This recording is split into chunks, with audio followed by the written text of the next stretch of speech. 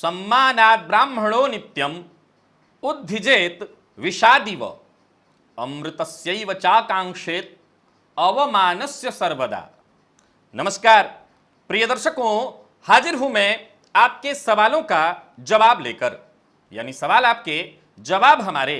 एक से बढ़कर के एक जो प्रश्न आप सभी दर्शकों ने किए हैं, आइए उन प्रश्नों का जवाब देना प्रारंभ करता हूं अपने ज्ञानानुसार, अपने सामर्थ्यानुसार। शास्त्र कहता है ब्राह्मण को सम्मान से उसी प्रकार दूर रहना चाहिए या सम्मान से उसी प्रकार दूर भागना चाहिए जैसे लोग विष से, जहर से दूर भागते हैं। किसी वस्तु में अगर जहर मिला हुआ हो तो जिस प्रकार से व्यक्ति त्याग उसका कर देता है, वैसे ही ब्राह्मण सम्मान का त्याग करे। अमृतस्यैव चाकांक्षेत अवमानस्य सर्वदा। और अपमान का या आप अपमान की आकांक्षा इस प्रकार रखे जैसे लोग अमृत की आकांक्षा रखते हैं। अमृत किसे नहीं पसंद है? तो कहा कि ब्राह्मण अपमान को अमृत की भांति ग्रहण करे। अब सवाल उठता है, ब्राह्मण कौन? कोई जाति विशेष? जाति विशेष की बात चल रही है, मैं समझता हूं नहीं। ब्राह्मण हर वो व्यक्ति है जो सदैव दूसरों के लिए सोच रहा है। हर वो व्यक्ति ब्राह्मण है जो दूसरों के लिए, अपने लिए जीते हुए भी दूसरों के लिए सदैव जी रहा है। उसका एकमात्र ध्येय, उसका ज्ञान, यानी मन, कर्म और वचन, सबसे वो केवल और केवल दूसरों का हित सोचता है, वही ब्राह्मण है। अब ऐसी सोच रखने वालों का निसंदेह समाज में अपमान ही होगा, भी होगा, ही होगा। भी होगा कई बार, ही होगा बार बार। सम्मान की तरफ वो ना जाए। ऋषियों ने कहा कि वो पूरी तरह से ध्येय बना ले कि अपमान ही उसके लिए अमृत के समान है। यही अपमान उसको और निखारेगा। यही अपमान अमृत पिए हुए व्यक्ति के समान उसे अमर बना देगा। तो हर वो व्यक्ति जो दूसरों के लिए सोच रहा है वो ब्राह्मण है, और हर वो व्यक्ति जो दूसरों के लिए ही कर रहा है, उसे केवल अपना परिवार, अपना स्वार्थ नहीं दिखाई पड़ता, तो व्यक्ति ब्राह्मण है। और ऐसे व्यक्ति को ज्यादा सम्मान की नहीं, अपमान की ही कामना करनी चाहिए। चलते हैं प्रश्नों की ओर। सबसे पहला प्रश्न है राविका ग्रेवाल जी का। इन्होंने पूछा है, 34 यंत्र को तिजोरी में मोड़कर किसी कपड़े में भी रख सकते हैं या बिना मोड़े सीधा रखना है? मुझे लगता है ये जो यंत्र मैंने उस समय बताया था उसके लिए इन्होंने प्रश्न पूछा है। आगे इन्होंने पूछा है सीधा करके कपड़े में लपेट कर रखना है। मैं आपको बता दूं कि जो यंत्र धारण करना होता है उसके बारे में मैं सदैव बता दिया करता हूं कि उससे मोड़कर ताबीज में भरकर धारण कर लीजिए। ये जो यंत्र मैंने बताया था उससे बिल्कुल आप लाल रंग के कपड़े पे रख करके और उसे ढक दें। जब पूजा करना हो तो थोड़ा सा आवरण हटाकर, यानी कपड़ा हटा करके उसकी पूजा करें और फिर से ढक दें। तो मेरा जो बताया हुआ यंत्र था उसे मोड़ना नहीं था, जैसे रखा है वैसे ही, यानी भोजपत्र पर आपने जैसे बनाया है उसे वैसे ही रहने दीजिए। मीना चौधरी जी ने पूछा है, सिद्ध कुंजिका को नवरात्र के अलावा आम दिनों में सिद्ध किया जा सकता है क्या? सिद्ध कुंजिका का कितना जाप किया जाए कि वो सिद्ध हो जाए? सिद्ध उपरांत रोज कितने पाठ किए जाएं? मार्गदर्शन करें। देखिए, इसके लिए मैं सदैव एक बात कहता हूं, चाहे वो सिद्ध कुंजिका हो, चाहे कोई भी एक मंत्र, जपात सिद्धि, बार बार जपने से सिद्धि आती है। अब सवाल उठता है कि एक समय विशेष, जैसे नवरात्रि में अगर आप या किसी विशेष समय मुहूर्त में आप जब किसी भी प्रकार के स्तोत्र इत्यादि का, मंत्र इत्यादि का जप करते हैं तो वो तत्क्षण शीघ्र प्रभावी होता है। लेकिन इसका यह कतई मतलब नहीं कि आप आम दिनों में जप कर रहे हैं तो मंत्र सिद्ध नहीं होगा। मंत्र, कई बार लोगों के मन में यह उत्पन्न होता रहता है प्रश्न, आम लोगों के मन में, कि मंत्र सिद्ध हो गया, हमें कैसे पता चलेगा? मंत्र सिद्ध हो गया, हमें कैसे पता चलेगा? देखिए, यह कोई बताने का विषय नहीं है। और अगर कोई बता रहा है कि ऐसा मंत्र सिद्ध हो गया है, अब आपको यह महसूस होगा, असल में मंत्र सिद्ध होने के बाद वो मंत्र खुद बताएगा कि वो सिद्ध हो चुका है। ये केवल और केवल महसूस करने जैसा है। ये केवल महसूस करने जैसा है। किसी मंत्र की आपने अगर सिद्धि कर ली तो सिद्धि अब आपको कौन बता सकता है आपके अलावा? वो आपको ही महसूस होगा कि सिद्धि हो चुकी है। और विशेषकर जब मान लिया जाए, जैसे सिद्ध कुंजिका आपने पूछा, किसी भी मंत्र को ले लीजिए, अब ऐसी अवस्था में जब किसी मंत्र की संख्या बहुत ज्यादा हो गई, मैंने सदैव क्या कहा कि 10,000 की संख्या जब पार हो जाती है किसी भी मंत्र इत्यादि की, जब या पाठ की, जब जप संख्या 10,000 से ऊपर चला जाए तो उसका प्रभाव जपकर्ता को महसूस होने लगता है। अब सवाल उठता है कि आप 2 साल में 10,000 की संख्या पूरा किए हो तो उसका कोई महसूस होना है ही नहीं। मात्रा शीघ्रता के साथ, मतलब कम ही दिनों में आपने 10,000 की संख्या की तो वो तुरंत आपको महसूस करा देता है। मंत्र इतना चैतन्य और जागृत होता है। शुद्ध कुंजिका अपने आप में सिद्ध है, नाम ही है उसका सिद्ध, तो वो तुरंत जागृत है, वो सिद्धि दिखा देता है, अपना असर बताने लगता है। अब जैसे जैसे मात्रा बढ़ेगी, उदाहरण से समझिए कि आपने संकल्प ले लिया कि प्रतिदिन मैं 11 पाठ करूंगा या करूंगी, तो ये मात्रा है, ये समझ में आ रहा है कि कम से कम 11 पाठ तो होगा। वैसे ही कोई मंत्र है, 11 माला मैं रोज जपूंगा या जपूंगी, तो वो तुरंत प्रभावी, जैसे जैसे उसकी संख्या आगे बढ़ती जाएगी वो मंत्र सिद्ध होगा और आपको इससे किसी से पूछना नहीं है कि वो मंत्र सिद्ध हुआ कि नहीं। वो मंत्र आपको बताएगा और आप उसे महसूस करेंगे, और फिर इसके बाद आपको फिर दूसरे किसी और मंत्र की आवश्यकता ही नहीं रह जाएगी। आप केवल और केवल उसी मंत्र को जपिए, उसी से आपको सब कुछ प्राप्त हो जाएगा। अगला प्रश्न है रचना ग्रोवर जी का, इन्होंने पूछा है वर्गोत्तमी कुंडली क्या होती है, इसके क्या प्रभाव होते हैं, क्या दूसरों से बेहतर होती है, उच्च के ग्रह कैसे होते हैं? सीधी सी बात है, उच्च के ग्रह बली होते हैं, ये आप जानती हैं। उसी तरह से वर्गोत्तमी लग्न, जिस लग्न की आपकी जन्मांक चक्र नवमांश भी अगर उसी लग्न का हो और भी चार्टों में जाकर के उसी तरह का लग्न हो तो ये वर्गोत्तमी कहा जाएगा। अब देखा जाए तो इस अवस्था में जैसे उच्च ग्रह के पास बलाबल होता है, वैसे वर्गोत्तम लग्न अथवा वर्गोत्तमी ग्रह के पास भी बलाबल हो जाता है। तो बल की मात्रा अगर नापी जाए तो वो थोड़ा ज्यादा हो जाता है। कमल चौहान जी ने पूछा है बगलामुखी माता का बीज मंत्र अज्ञात भय से भी मुक्ति देता है, जिन्हें अज्ञात भय रहता हो वे प्रतिदिन इस मंत्र का जप कर सकते हैं। इसमें कहीं कोई संशय नहीं कि जिसको अज्ञात भय होता हो, बेवजह का भय, बेवजह की चिंता बनी रहती हो, वो निसंदेह ह्लीम इस बीज मंत्र का जप नित्य करे, कहीं कोई दिक्कत नहीं। अमित भंडारी जी ने पूछा है नामकरण करने के लिए प्रचलित नाम का अक्षर क्या लग्न से देखा जाना चाहिए या चंद्र राशि से? प्रचलित नाम के लिए इन सब बातों के विचार की आवश्यकता नहीं है। मैं आपको बता दूं, प्रचलित नाम जो मेरा अपना सदैव कथन रहा है कि जन्म राशि के आधार पर कभी भी बालक का नाम न रखें। एक दूसरा, नामकरण एक ऐसा नाम, जब आपके बच्चे की कुंडली बनती है तो एक नामकरण करते हैं पंडित जी आपके, ज्योतिषी आपके, तो वो आपके चंद्र राशि के आधार पर रखते हैं। चंद्रमा आपकी जिस राशि में, जिस नक्षत्र में हो, उसी के जिस चरण में बालक ने जन्म लिया है, जिस नक्षत्र के जिस चरण में जन्म लिया है, उसी के आधार पर बालक का वो नामकरण संस्कार करते हैं। लेकिन एक प्रचलित नाम जो बालक का लिया जाएगा वो नाम सदैव अलग होना चाहिए, तो उसे कुंडली के आधार पर मैं समझता हूं कभी न रखें, यही बेहतर है। संजय चौबे जी ने पूछा है अगर पति पत्नी की कुंडली में पुत्र योग कमजोर हो लेकिन पुत्री की कुंडली में भ्राता योग हो तो क्या पुत्र रत्न की प्राप्ति होगी? और आगे इन्होंने पूछा है सूर्य और शनि ग्रहों के बीज मंत्रों का एक साथ जप किया जा सकता है जबकि दोनों एक दूसरे के शत्रु हैं? बड़ा गहन और यह गंभीर विषय है शत्रु, याद रखिएगा, बहुत गहन और गंभीर विषय है शत्रु। असल में कोई किसी का शत्रु नहीं है, और बड़ा विषय समझिए इसको कि अंधकार और प्रकाश में क्या है, शत्रुता है, मित्रता है, आप जैसा भी कह लीजिए, मैं समझता हूं दोनों एक दूसरे के पूरक हैं। दोनों एक दूसरे के पूरक हैं, एक सिक्के के दो पहलू हैं, अंधकार और प्रकाश। सूर्य प्रकाश हैं तो शनि अंधकार है, दोनों लेकिन एक दूसरे के पूरक हैं, दोनों की महत्ता एक दूसरे के बिना खत्म हो जाएगी। तो क्या शत्रुता और क्या मित्रता, लेकिन आम जनमानस इसको समझ सके और प्रभाव में भी देखने को आता है तो इसे आप शत्रु कह सकते हैं। लेकिन मंत्र जप में ऐसा कोई विचार नहीं है। बिल्कुल बड़े प्रेम से कई बार लोग मुझसे पूछते हैं कि एक ही माला पर जप कर सकते हैं, यह भी प्रश्न लोग प्रायः उठाते हैं। मैं आपको बता दूं कि आप जितने भी मंत्र जपते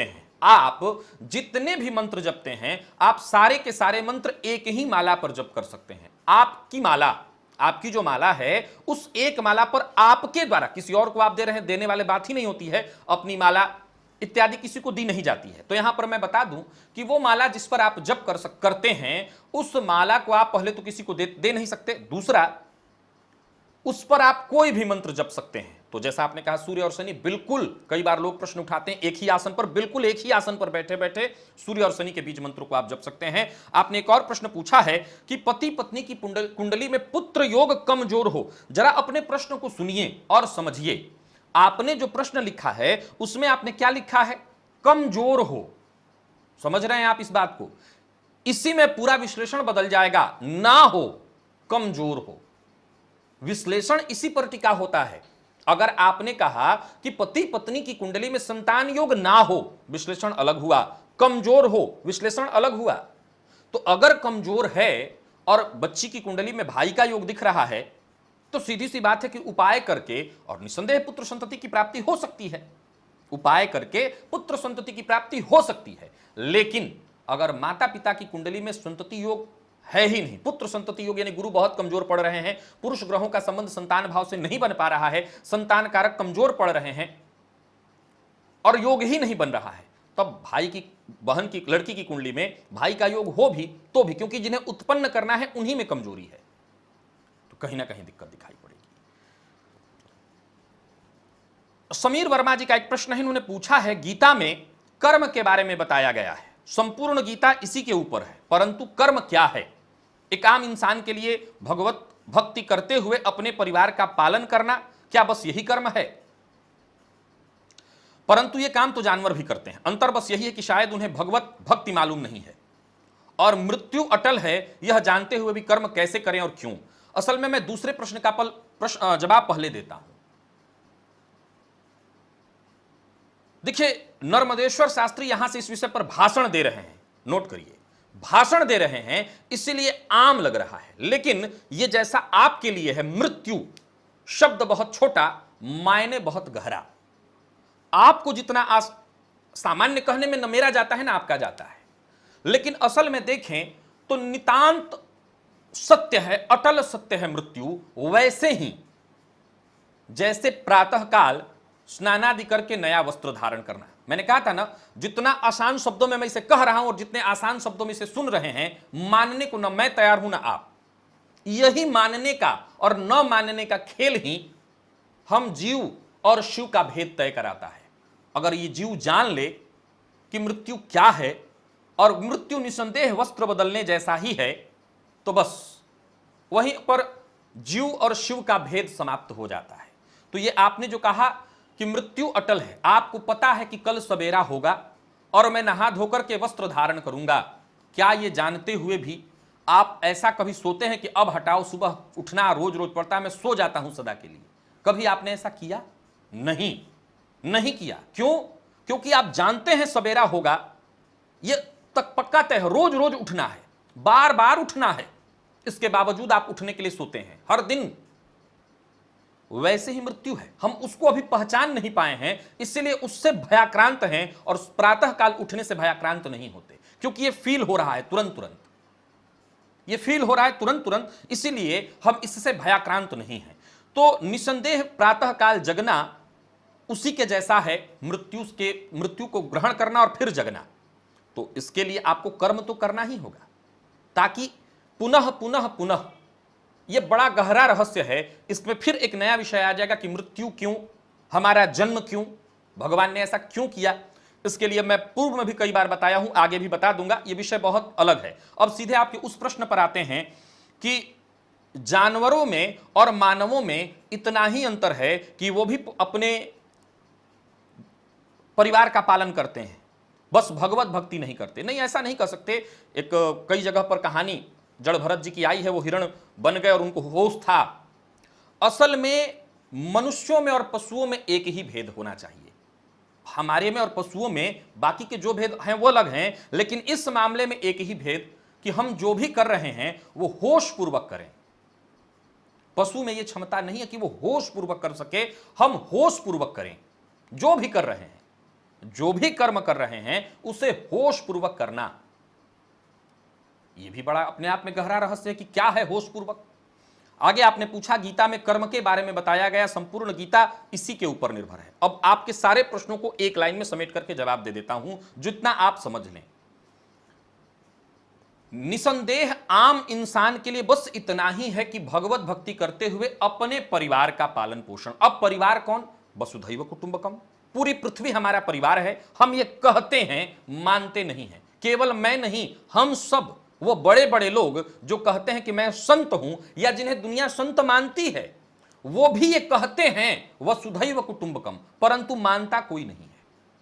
मानता नहीं है, क्योंकि जैसे ही मानने की बात आती है, मजहब आ जाता है, धर्म आ जाता है, तुम बड़ा, तुम छोटे, मैं बड़ा, तरह तरह की बातें आ जाती हैं।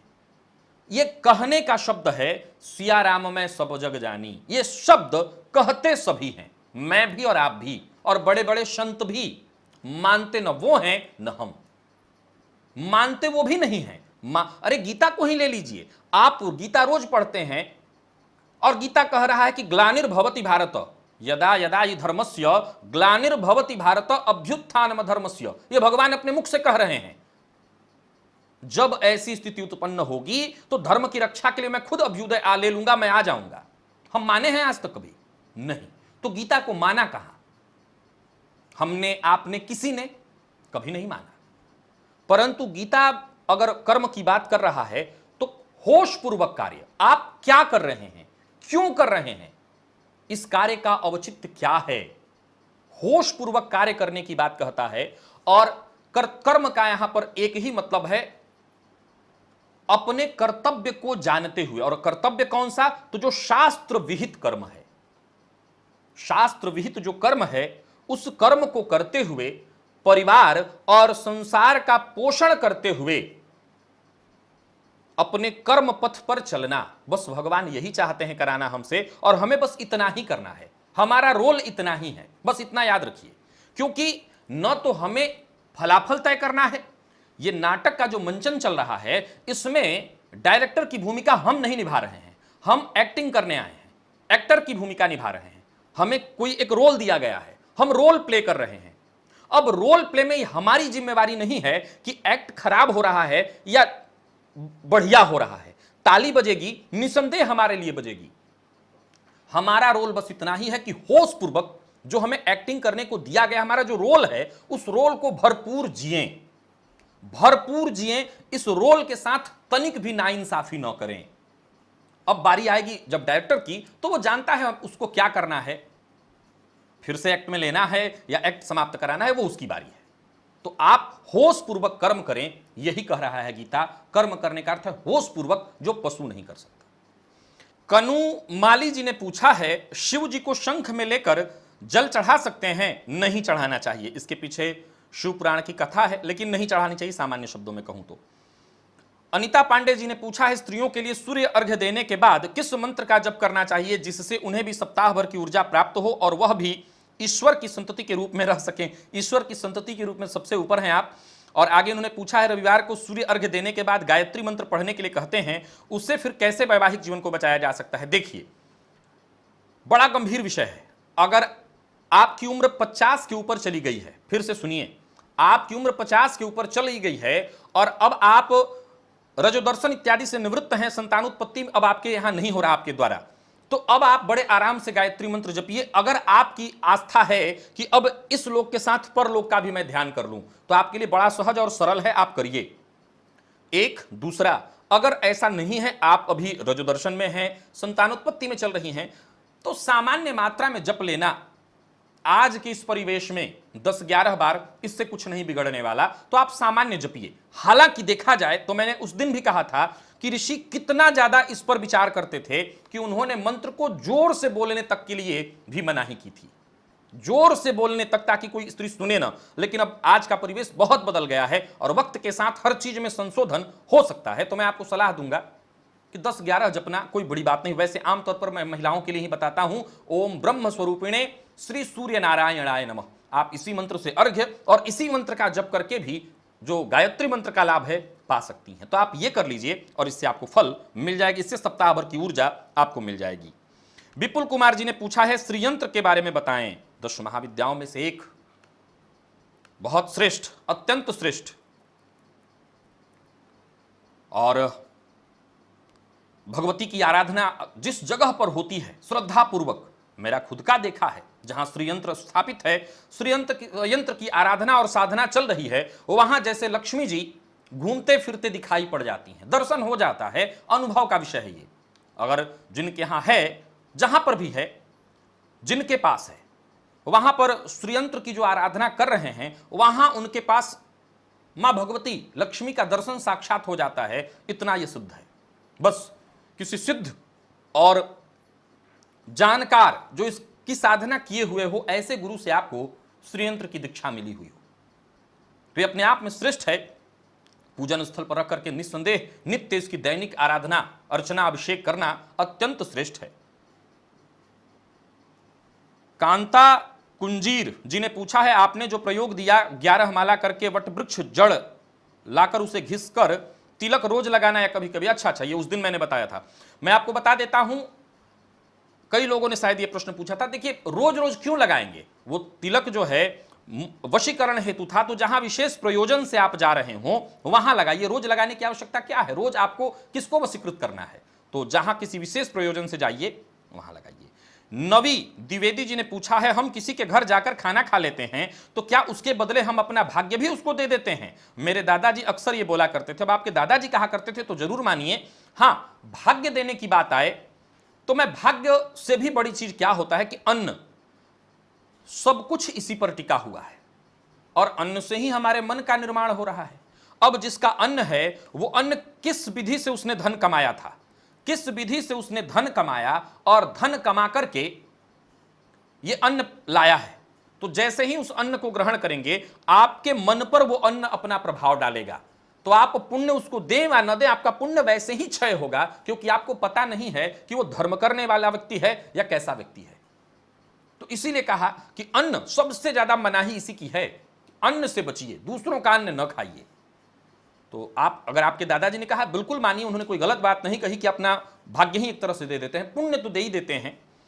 अभिषेक मिश्रा जी ने पूछा है कि क्लीम बीज के बारे में बताइए, इसकी विशेषता बताइए। भगवान श्री कृष्ण का बीज है, काम बीज है।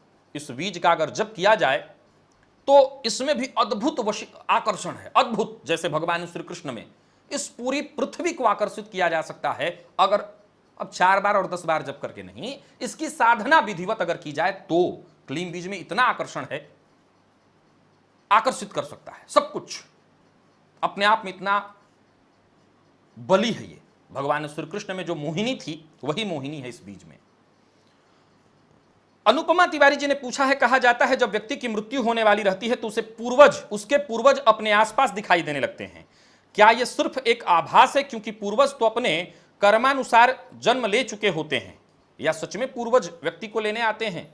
मुझे लगता है कि मैं जैसा समझता हूं, अब न मरा मरे बिना स्वर्ग देखा नहीं जा सकता, और क्या हुआ जिसने देखा वो बता नहीं सकता। अजब सी ये पहेली है कि जनमत मरत दुसह दुख होई। ये भी जो बता रहे हैं वो जानते नहीं है, क्योंकि वो बता नहीं सकते हैं। जिनको भी हुआ वो बता नहीं सकते हैं, न जन्मते समय का दुख न मरते समय का दुख। क्या होता है उस समय? कहते हैं बहुत दुख होता है, 1000 बिच्छू के डंक के समान डंक लगता है। अब पता नहीं वो कैसा दर्द होता होगा, वो तो जो गया वो बता ही नहीं सकता। समस्या ये है। अब आइए, मैंने जहां तक सुना है कि मरने से पूर्व व्यक्ति को अपनी वर्तमान जीवन की चीजें, हालांकि उस समय होश कहां रहता है, होश नहीं रहता, होश नहीं रहता, वैसी ही स्थिति होती है बालक की और वृद्ध की, जो मृत्यु के शैया पर। जरा समझिए, दोनों को अपने बीच जिस जन्म में, यानी अभी जो जन्म में है, मृत्यु काल में इस जन्म की बातें याद आती हैं, और वैसे ही जन्म लेने के बाद पीछे वाली बातें कुछ याद रहती हैं, लेकिन बहुत अल्पकाल के लिए। सवाल ये उठता है कि हम भूल जाते हैं। जवाब है ना, हम भूलते कुछ भी नहीं है, वो कहीं ना कहीं हमारे मस्तिष्क में अंकित है। अगर भाई जाहिर सी बात है कि जो लोग पूर्व जन्म में चले जाते हैं या पूर्व की बातें पता करते हैं, अगर भूल जाता या खत्म हो जाता, समाप्त हो जाता, लुप्त हो जाता, तो हम वहां तक पहुंच ही नहीं सकते थे। वहां तक जो जाते हैं वो तभी जाते हैं, वो कहीं ना कहीं हमारी स्मृतियों में है। लेकिन चूंकि प्रकृति ने ऐसा नियम बना रखा है कि अगर हम हर बात को भूलेंगे नहीं, कल परसों तक की बात अगर हमें सारी बात याद रहने लगे तो पागल हो जाएगा व्यक्ति। हर दिन की घटनाएं, अभी हमारे साथ अगर 10 दिन पहले कोई घटना घटी थी, वो बात दिन भर मेरे मन में चले, आज की घटना, तो हम पागल हो जाएंगे, सीधी सी बात है। तो प्रकृति ने एक सूत्र बनाया और उस सूत्र में हमें डाल दिया कि चीजें भूल जाओ। सो भूलना खराब नहीं है। अब मैं अल्जाइमर की मैं बात नहीं कर रहा हूं, लेकिन मैं बात कर रहा हूं सामान्यतः भूलना खराब नहीं है, वो प्रकृति ने वैसा रूल बना रखा है। तो वैसे ही जैसे आपने कहा पूर्वज दिखाई पड़ने लगते हैं, अब पूर्वज तो नहीं, मुझे जहां तक समझ है कि अपने वर्तमान जो उसने जीवन जिया है, पूर्व में जो घटनाएं चीजें की हैं, वो कहीं ना कहीं उसके सामने आना, उसकी स्मृतियों में अवश्य होता होगा। फिर से वही कहूंगा, ये तो वही है कि बस कल्पनाएं, इस पे पेन चलाई जा रही है, अब जो है वो बताने के लिए तो है नहीं। धर्मदीप दवे जी ने पूछा है, आपने अभी इस कार्यक्रम में कहा, अच्छा कोई कार्यक्रम देखा होगा इन्होंने, कि लड़कियां अगर गायत्री मंत्र जपती हैं तो उसे वैराग्य आ जाता है, तो जिससे सृष्टि का संचालन नहीं हो पाएगा। लेकिन अगर महिला को संसार में रुचि ही ना हो और गृहस्थाश्रम बसाना न चाहती हो तो क्या गायत्री मंत्र जप सकती है? अति उत्तम है, फिर पूछना ही क्या है। कांति साहू जी ने पूछा है, पूर्णिमा के दिन महिलाएं रजस्वला होने पर क्या उपवास रह सकती हैं और रात्रि में चंद्रमा को दूध से अर्घ दे सकती हैं? कांति साहू जी इतना समझाया था, बिल्कुल आप उपवास रह सकती हैं, उपवास रहने में रत्ती मात्र संशय नहीं, खूब रहिए उपवास। अर्घ देना कर्मकांड है, कर्मकांड से दूर रहने के लिए मैंने कहा था। कोई भी कर्मकांड नहीं करना है, कोई भी कर्मकांड नहीं करना, मन से मानसिक जो भी जप तप हो सके वो तुरंत प्रभावी हो जाएगा। और एक कमाल देखिए हमारे दर्शक भी क्या एक से बढ़कर एक हैं। अभी एक कोई राजेश दीक्षित जी थे, उन्होंने इससे संबंधित, अब उन्होंने महाराष्ट्र में मराठी में एक भेज दिया था प्रमाण भी, कि शास्त्री जी आपने जो कहा था इसका प्रमाण भी है, तो उन्होंने मराठी में भेजा था। मुझे बहुत पढ़ने नहीं आया, लेकिन मैं समझ गया कि वो मेरी बातों की पुष्टि हो रही है उसमें, तो प्रमाण भी उन्होंने दिया। क्या दर्शक एक से एक हैं, ढूंढते रहते हैं, बड़ी अच्छी बात है।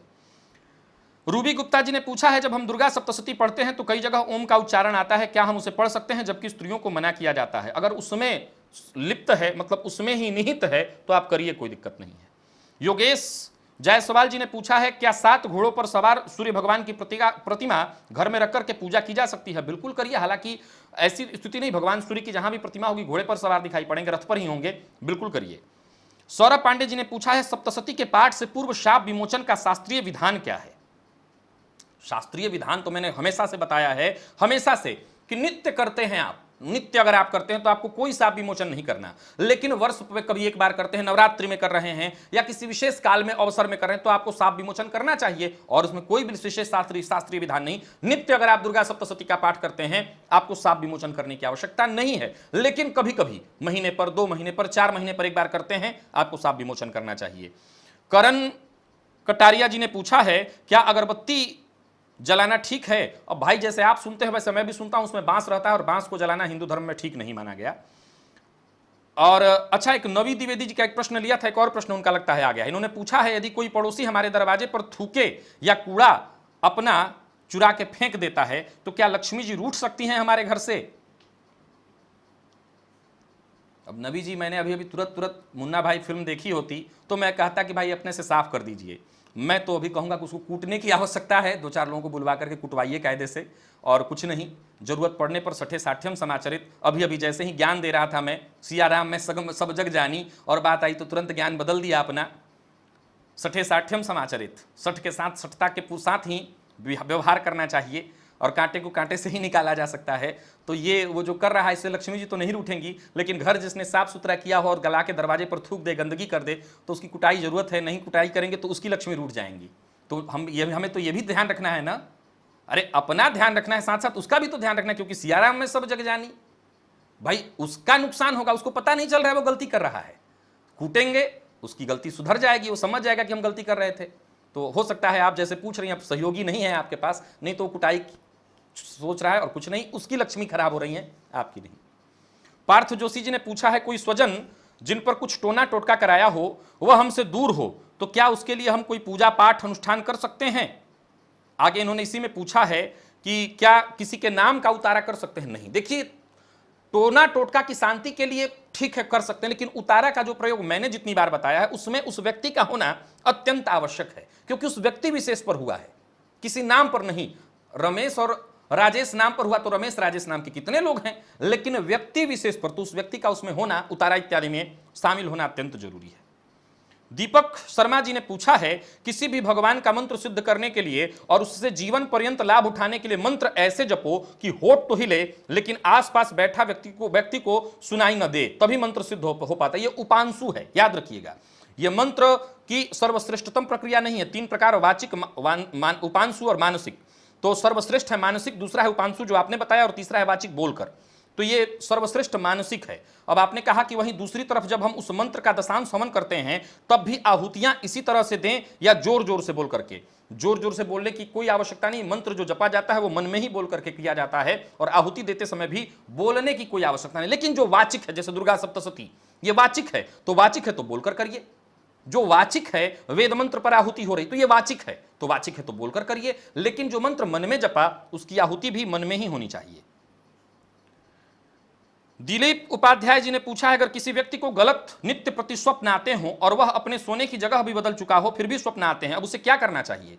बस हनुमान जी की आराधना करिए। देखिए, कई लोगों को ऐसा होता है, कुंडली का 12वां भाव पीड़ित हो, 12वें भाव के स्वामी पीड़ित हो, 12वें भाव पर पापक ग्रह की दृष्टि हो, तो निसंदेह नित्य आना, कई तरह के खराब खराब स्वप्न आना, लगातार स्वप्न आना, ऐसी स्थिति बन जाती है। तो इसमें हनुमान जी की आराधना ही एकमात्र निदान है। और इसका एक मतलब यह भी है कि आप बहुत गहरी निद्रा में नहीं जा पा रहे हैं, सदैव सुसुप्ति अवस्था में रह रहे हैं, तो थकने का प्रयास करिए। दिन भर इतना काम करिए, थक जाइएगा तो गहरी निद्रा में जा पाइएगा। आप सुसुप्ति अवस्था में रहते हैं, सुसुप्ति अवस्था में होने के कारण लगातार स्वप्न आता है, तो थकने का प्रयत्न करिए। पूरे दिन इतना काम करिए कि शरीर टूट जाए, थक जाइए। तो थक जाएंगे तो बेहोश सोएंगे, तो उसमें स्वप्न की समस्या रहेगी नहीं। स्वप्न तब भी आएंगे, आपको याद नहीं रहेगा। तो ये याद आना बहुत मानसिक रूप से व्यक्ति को परेशान कर देता है। तो कुंडली के 12वें भाव के चलते ये होता है, लेकिन मैं आपको ऐसे बता दूं, थकिए। और अगला प्रश्न है, आचार्य संजय शर्मा जी, इन्होंने पूछा है, स्त्री को नवारण मंत्र का जप, स्त्री नवारण मंत्र का जप कर सकती है? अगर कर सकती है तो ओम लगाकर करे या बिना ओम लगाए? सभी कर सकते हैं, बिना ओम लगाए ही सबको करना चाहिए, तो ओम न ही लगाइए तो ज्यादा अच्छा है। और आकांक्षा मिश्रा जी ने पूछा है, हनुमान चालीसा रोज पढ़ने के लिए कोई नियम जरूरी है? रोज लहसुन प्याज का त्याग करना होगा? जी नहीं, बिल्कुल नहीं। आप हनुमान चालीसा लहसुन प्याज खाकर के करिए। लहसुन प्याज तामस है, लेकिन इसका यह मतलब नहीं कि पूजा पाठ से उसमें कोई लेना देना होता है। ज्योति जायसवाल जी ने पूछा है, क्या व्रत के दौरान सोने से व्रत टूट जाता है? व्रत का अर्थ ही होता है नियम का पालन करना, ब्रह्मचर्य का पालन करना, तो सोना इत्यादि तो मनाही ही होती है उसमें ना। विकास शर्मा जी ने कहा है, पूछा है, यदि आपने कहा है यदि चंद्रमा पर शनि की दृष्टि हो, आगे इन्होंने कहा है शनि के पंचमस्थ होने पर विशेष कष्ट होगा, या ये कष्ट मुख्यतः मानसिक अशांति अथवा सांसारिक व भौतिक परिणाम में विशेष नकारात्मक स्थिति होगी।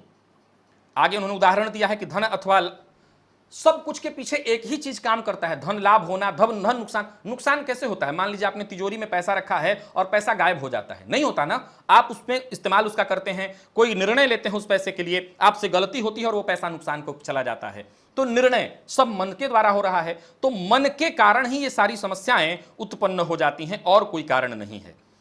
और अगला जो प्रश्न है वो अक्षय भार्गव जी का है। इन्होंने पूछा है, क्या अष्टमेश, द्वितीयेश, सप्तमेश की महादशा में जातक को मृत्यु संकट, मृत्यु तुल्य कष्ट या अन्य किसी प्रकार की परेशानी का सामना करना पड़ सकता है?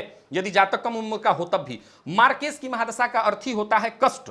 अब कई बार परिस्थितियां निर्भर करती हैं इस पर कि वो मृत्यु तुल्य कष्ट देगा या सामान्य कष्ट देगा। ज्योतिष शास्त्र में मारक का अर्थ विस्तीर्णता होता है, मृत्यु नहीं, विस्तीर्णता। नाना प्रकार की परेशानियां, ये होता है इसका अर्थ।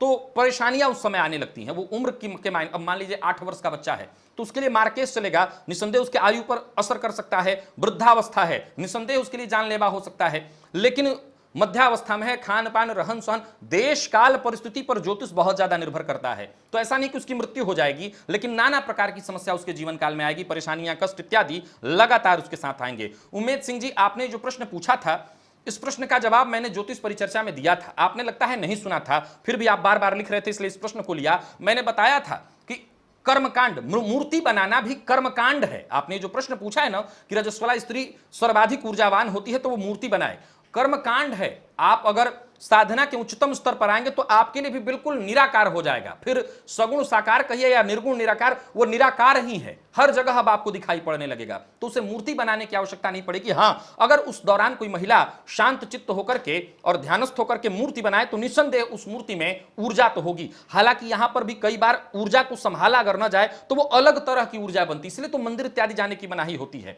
कि कहीं भी छुआ तो उस ऊर्जा पर कंट्रोल नहीं है, वो ऊर्जा अलग तरह से प्रभावित कर देगी। तो मेरा यह कहना है कि मूर्ति बनाना, चाहे किसी भी साधना के निमित्त, तंत्र प्रयोग की मूर्तियां बनाई जा सकती हैं, गौर करिएगा, क्योंकि तंत्र प्रयोग में वो काल बहुत श्रेष्ठ है, तो वो अलग विषय है। लेकिन सामान्यतः ऐसे पूजा पाठ के लिए जो मूर्ति बनाई जाती है, जैसे पार्थिव बनाना या किसी और देवता की मूर्ति बनाना, वो मूर्ति अलग है, वो कर्मकांड है, उस मूर्ति का इसमें प्रयोजन नहीं है, तो वो मूर्ति न जोड़ी जाए। प्रिय दर्शकों, एक आध और सवाल मुझे दिखाई पड़ रहे हैं, लेकिन आज उन प्रश्नों को मैं छोड़ देता हूं, समय काफी हो चुका है और इन प्रश्नों को आने वाले सप्ताह में फिर से लिया जाएगा। जिनके प्रश्न छूटे हैं वो फिर से दोबारा मुझे भेज दें। आज के लिए बस इतना ही, इजाजत दीजिए। पुनः आप सबसे मुलाकात होगी मेरी कल, जब मैं फेसबुक पर लाइव रहूंगा। तब तक के लिए नमस्कार।